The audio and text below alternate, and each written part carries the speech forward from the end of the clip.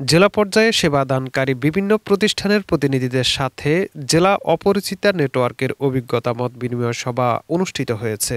বুধবার দুপুরে রংপুর মহানগরীর একটি হোটেলে জেলা অপরিচিতা নেটওয়ার্কের আয়োজনে সরকারি সেবা প্রতিষ্ঠানের কর্মকর্তাদের সাথে সরকারি সেবা নিশ্চিত করার লক্ষ্যে অপরাজিতা নেটওয়ার্কের অভিজ্ঞতা ও এই মত বিনিময় সভা অনুষ্ঠিত হয়। এ সময় বক্তারা বলেন, নারীদের ক্ষমতায়ন বৃদ্ধির লক্ষ্যে কাজ করে যাচ্ছে সরকার। যুব উন্নয়ন থেকে বিভিন্ন প্রশিক্ষণ নিয়ে ভাগ্যের চাকা পরিবর্তন করা সম্ভব। এজন্য যুব উন্নয়ন অধিদপ্তর কাজ করে যাচ্ছে। এ সময় উপস্থিত ছিলেন রংপুর জেলা পরিষদের মহিলা সদস্য মোসাম্মদ আফরোজা খাতুন, জেলা প্রাণী সম্পদ অফিসার ডাক্তার এনামুল হক, যুব উন্নয়ন অধিদপ্তরের সহকারী পরিচালক আব্দুর রউফ শাহ, উপজেলা সমাজসেবা অফিসার গঙ্গাছড়া মোসাদ্দেকুর রহমান, মহিলা বিষয়ক অধিদপ্তরের program officer Mosammat Habiba Helen, পরিবার পরিকল্পনা সহকারী পরিচালক Shihabuddin Sheikh, Rangpur chamber of commerce ইন্ডাস্ট্রির মেম্বার পার্থ